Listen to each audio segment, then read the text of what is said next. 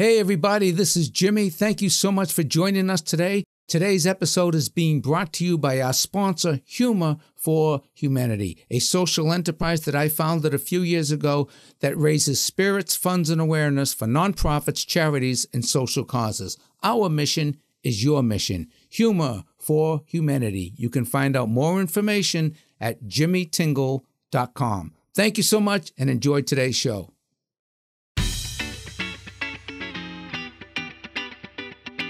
Hello, everybody. This is Jimmy. Welcome to another episode of our show. I am so excited for our guest today, ladies and gentlemen. Al Franken is the only U.S. Senator who was also one of the original writers for Saturday Night Live. During his 15 seasons with SNL, Franken won 5 Emmys for writing and producing. He is also the author of 4 #1 New York Times bestsellers, including Rush Limbaugh is a Big Fat Idiot and Other Observations, Liars and the Lying Liars Who Tell Them, A Fair and Balanced Look at the Right. I love that one. And Al Franken, Giant of the Senate. And I was encouraged to read that before I ran for office, which I did, and it was very, very helpful. Al Franken represented the fine state of Minnesota and the U.S. Senate from 2009 to 2018. Al Franken Podcast, and you got to check this out, folks. It's fabulous. He's got so many guests from entertainment, politics, all sorts of walks of life. Always good, always insightful, really on target. His podcast is one of the nation's top 10 politics and public affairs podcasts with guests like Malcolm Nance, Sarah Silverman, Paul Krugman, Chris Rock, David Letterman, Jim Gaffigan, and many, many more. You can get it at alfranken.com. But most importantly, folks, this Saturday night at the Wilbur Theatre in downtown Boston, May 14th, Al will be in town. And to check out the title of this show, The Only Former U.S. Senator Currently on Tour. Is that it, Al? That is it, and that's as far as we know anyway. Please welcome the one and only Mr. Al Franken. Hey, Al, how are you? I'm good. How you doing? I'm doing great here. Thanks so much for doing the show today, and thanks so much for all your contributions in comedy and politics and values and everything you've been doing over your whole career. So we really appreciate seeing you today. We first met in 1992 on Comedy Central. You were the host of the show. But what we did was we covered all 4 nights of each convention. Right. And did it for 4 hours because, the network stopped doing that. And so it was very loose. It was really loose. It was called Indecision 92, I believe was the name of it. Yeah, it was the first Indecision. Again, it was on Comedy Central, so it was a forerunner of, in a way, of The Daily Show and of all those, of that family of shows. It was before Bill did Politically Incorrect, and so that's proud of that. It was a lot of fun. That's the first time we met, and then we've met several times over the years at the New Hampshire primary, and you were actually in my film when we were at the Democratic Convention here in Boston in 2004. My film, Jimmy Tingle's American Dream, I interviewed you and Robert Reich. It was the day after Barack Obama's speech. I'll never forget it. I don't remember that. Yeah, I'll send you the film. Okay. No, that was stunning, and that everybody went whoa, holy mackerel. Yes. Yep. And I remember, because I didn't see it because I was doing the shows at the theater. We were doing a series of shows called the Unconventional Comedy Convention at my theater in Davis Square, Somerville. So every night we were performing, and I had Mort Saul in there, and Mark Maron, and Barry Crimmins, and just a touch Janine Garofalo, some of your friends from Air America. Sure. Jim Morris was there. It was a lot of fun. But anyway, every night during that convention, we were performing. So we heard rumblings about this guy, who made this killer speech there. And on camera, I'm saying, Al, what was the name of the person? And you were saying, Barack Obama. Barack Obama. I know a lot of Americans are going like, that can't possibly be the name of a politician in America. And one other thing stands out, that one of the times we met was that we did a fundraiser at Stand Up New York. And it was the cast of Saturday Night Live at the time. Nora Dunn was there, A. Whitney Brown, and yourself. And we did this fundraiser, and I forget what it was for. But anyway, after it, you were so great. Unfortunately, it was for Pol Pot. And we just, every once in a while, you screw up. Yeah. People need money, you know, for whatever walk of life. People need a helping hand. I learned that night to start vetting. Well, after the show, you were so gracious. I said, that was a blast doing it. And I go, I'd love to. I've never been over to Saturday Night Live. I'd love to come. You go, you want to come You want to come to the show? I said, I'd love to come to the show. And so I was so excited. I'm going, okay. I go, all right, Al. One more last thing. When is it? He goes, Jim, it's Saturday Night Live. It's this Saturday night. So you always had that great sense of humor. So thanks again for being here. And I want to ask you something about coming to Boston, having spent some time at Harvard, having spent some time in Cambridge in the Boston area. You're coming to the Wilbur Theatre this Saturday night. Yeah. I'm going to be there. My wife's going to be there, and about 1,000 other people are. So we're excited to see you on Saturday night. But just tell me, coming back to Boston, what was your experience here when you were at Harvard? Well, I met my wife the first week of school. And that was, I went to a mixer in Copley Square, and I saw her across the room, and she was gathering up some girls to leave. And so I liked the way she was taking charge, and I asked her to dance, and I got her a ginger ale, and I escorted her back to her dorm at Simmons. And we told that to my daughter when she was 6 years old. She wrote a thing in first grade, which was, they asked how your parents met, and she said, my dad asked my mom to dance, bought her a drink, and took her home. That was, but I had great roommates, and I had a great number of,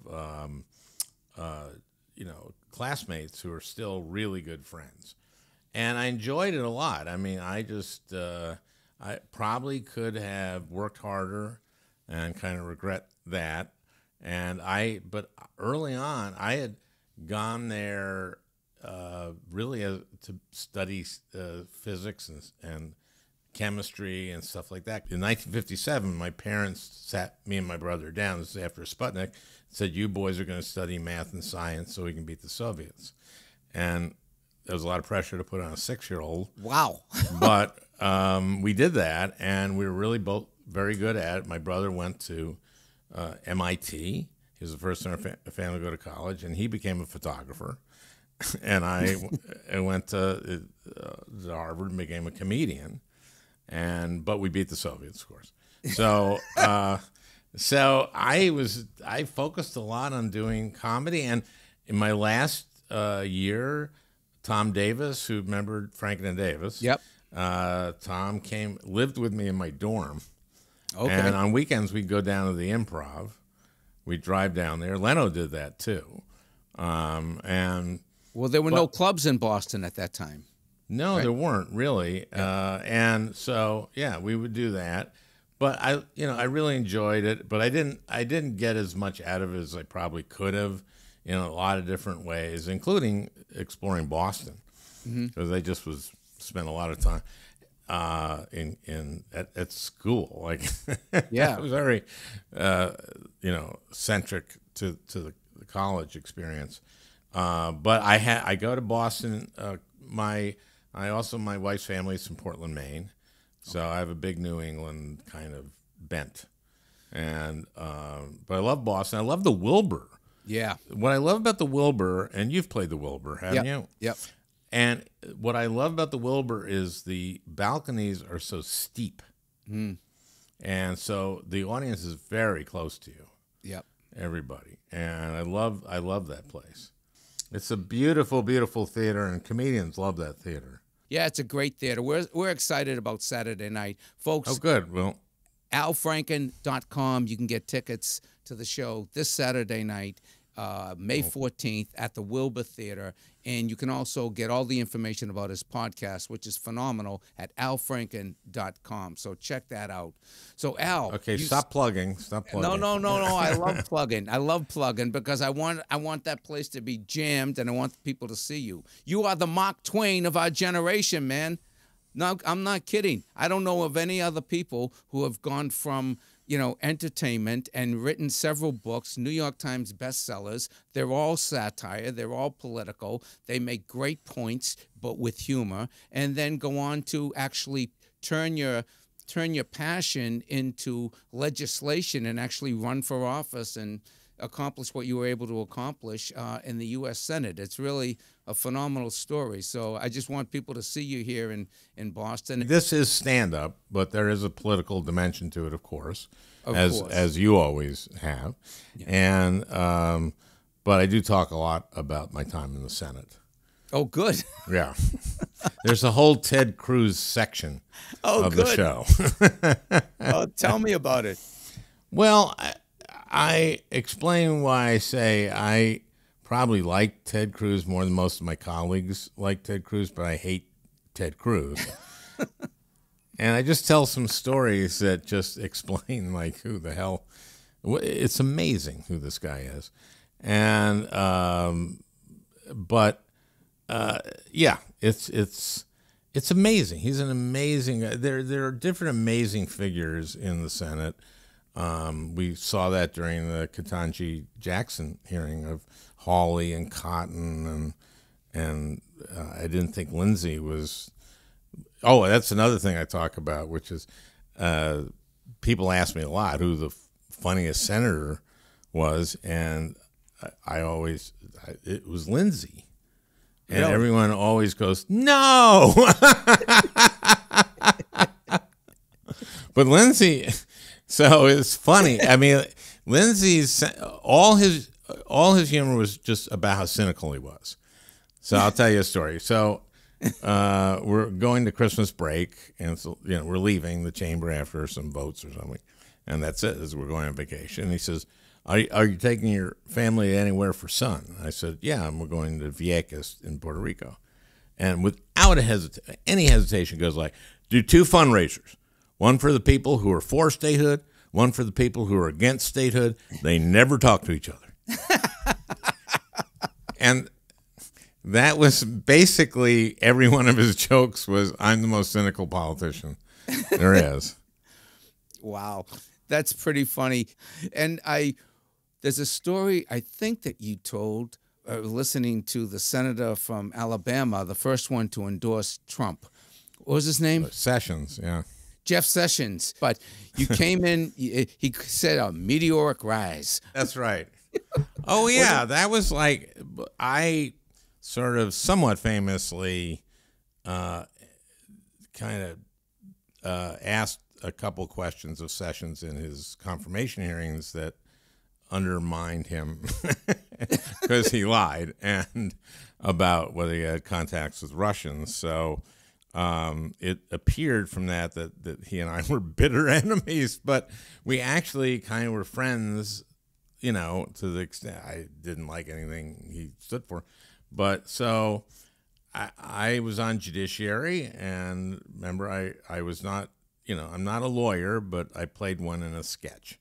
Right. And so I'm on Judiciary, and I would go to every damn confirmation hearing on district court judges. I just go because I wanted to learn. And so Sessions was the ranking Republican, so he'd always go. So he'd always see me there. And then one day, Leahy, who was the chairman, had to go to a budget committee hearing, and so he made me chairman. Because no other Democrat was going to come to this, because it was this like is in your first weeks of office. Yeah, I was there. I'd been there like months? 3 weeks or something like that. And so I just sit there, and I'm in the chairman's chair, and he said, "Well, a meteoric rise." And I said, "And well deserved." Well, let me ask you: when you were in the Senate, did you get to What was your relationship with Joe Biden at that time? I know he was vice president at the time, but did you have a lot of interaction with him? What I had was very good. He paid attention. He had been chair of the Judiciary Committee, so he paid quite a bit of attention to high-profile hearings in judiciary, and I was really good, if I do say so myself, in judiciary.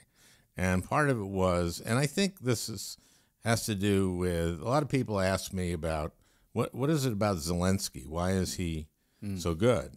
And I said, well, he was a comedian, and which means he was a performer, which means he knows how to perform. Like Reagan was an effective communicator. Exactly.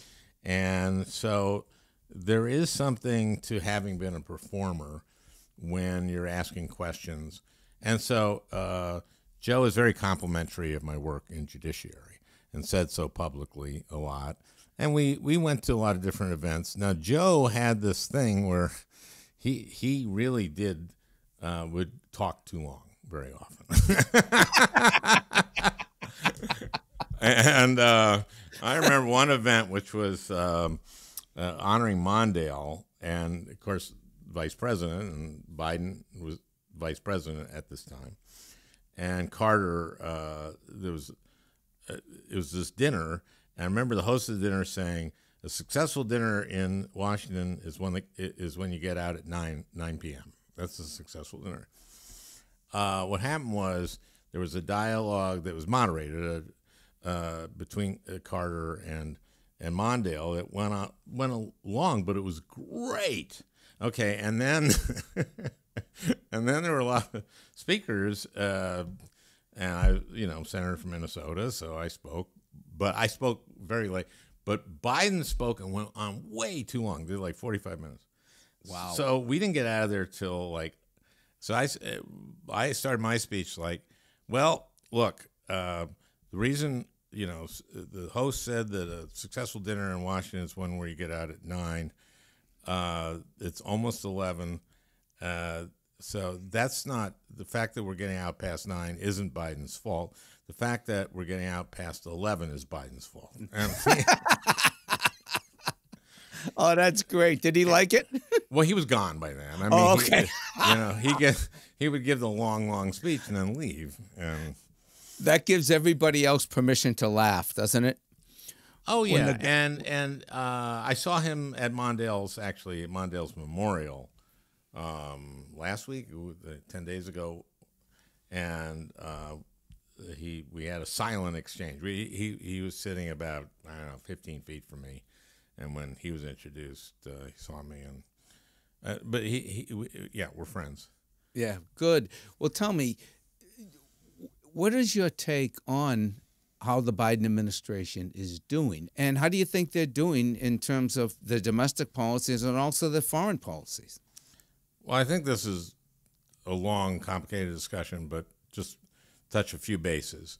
The legislation they passed at the top of the administration, the reconciliation bill that they passed with 50 votes, which was a pretty huge package, I think was a good thing, and it kept people afloat. Yeah. At a time where they needed to be.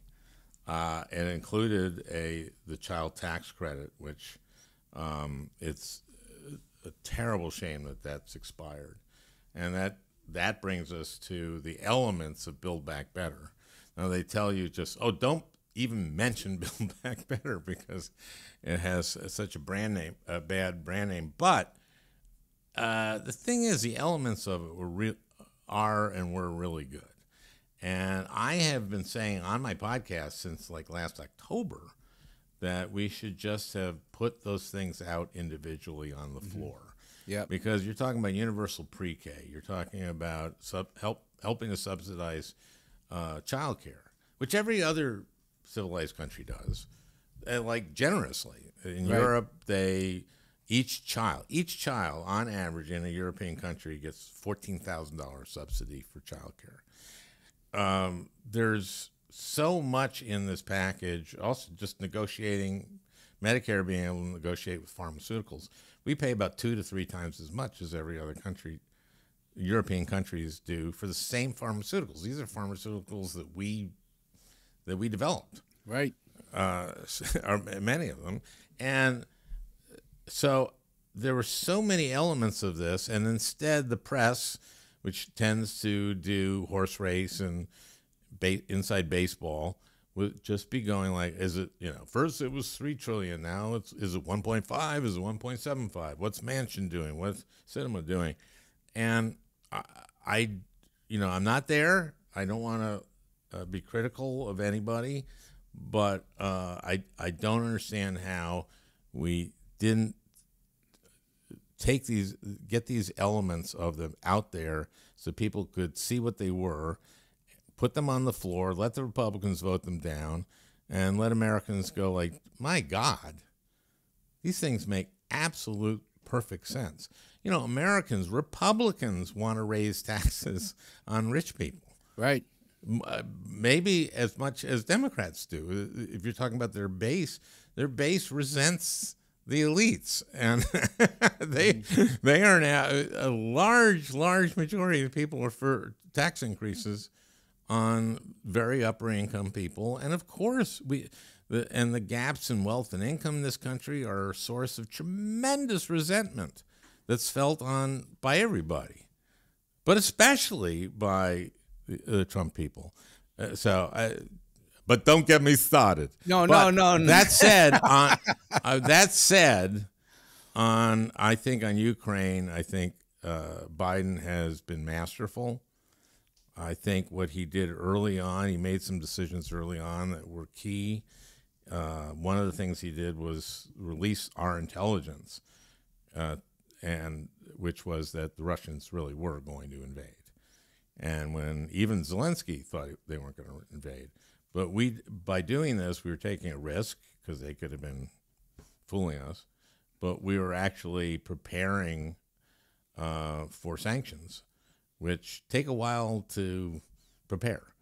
Yeah. And so we were able to trigger those. They weren't strong enough at the beginning, but you need your allies to do it, and they're ramping up. And it was very interesting. Yesterday was Victory Day on World War II for the Russians, and there was a lot of conjecture about what Putin's speech was going to be. Was he going to escalate? And he very notably said no. Right. He didn't say it. Yeah. Yeah. He basically said he doesn't want the Russian people to suffer. So I think he's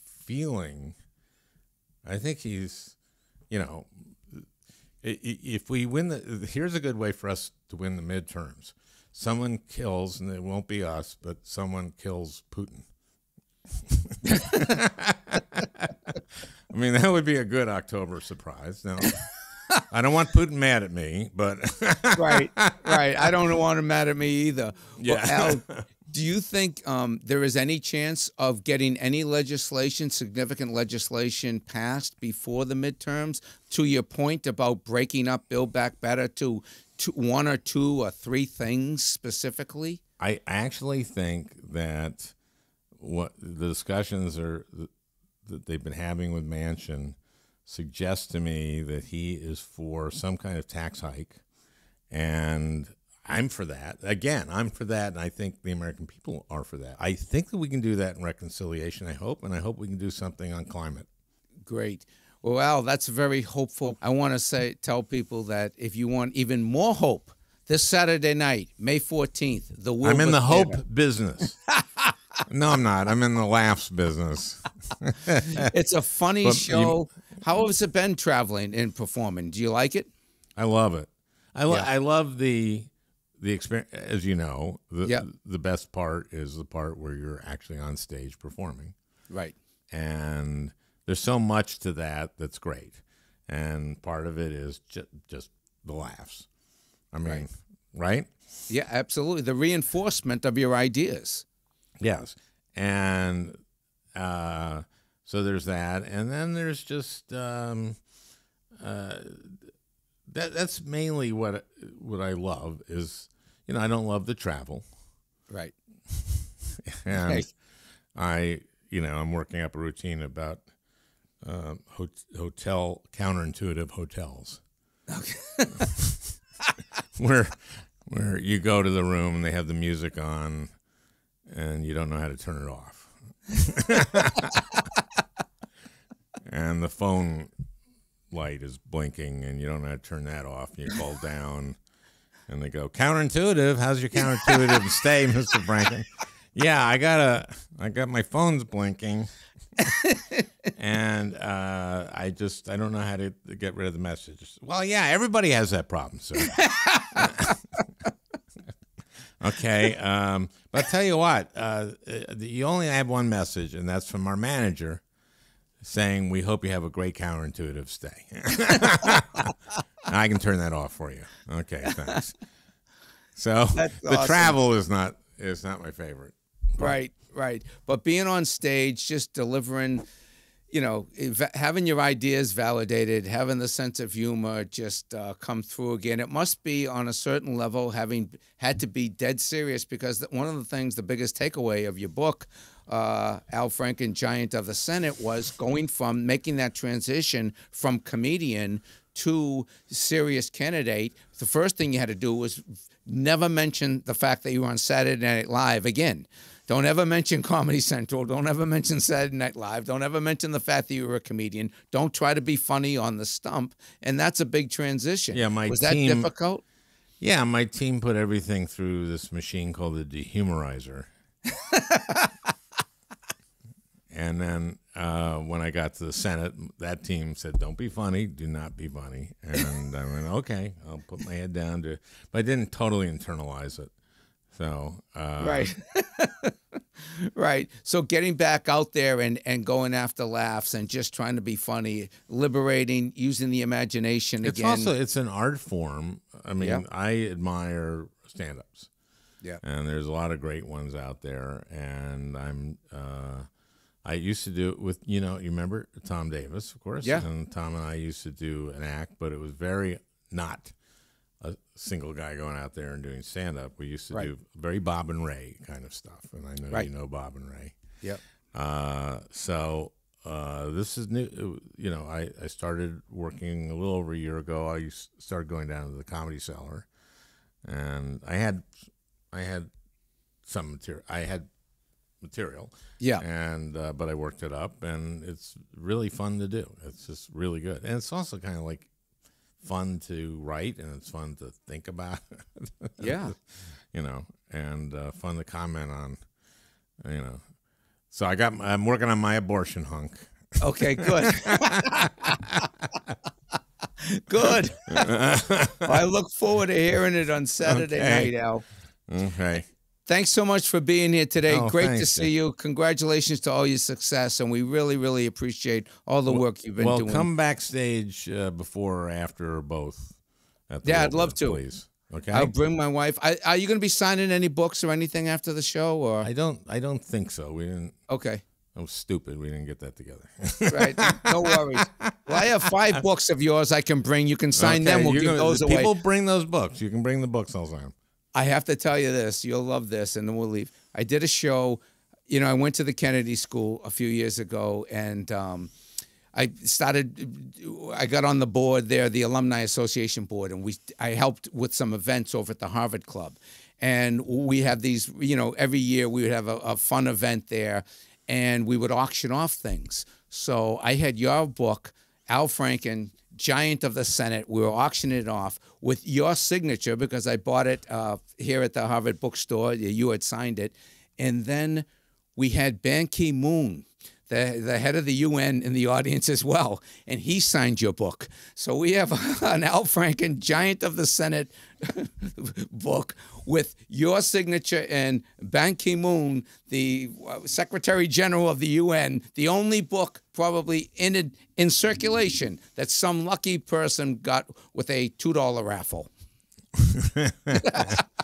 Well, I got to track down Ban Ki-moon and get him to sign a few more of those to dilute the value of. Well, it's great to see you, Al. AlFranken.com for the podcast, AlFranken.com for tickets for Saturday's show. Thank you so much for your great service. I'll look forward to seeing you Saturday night. I'll see you Saturday. All righty. Bye-bye. Bye.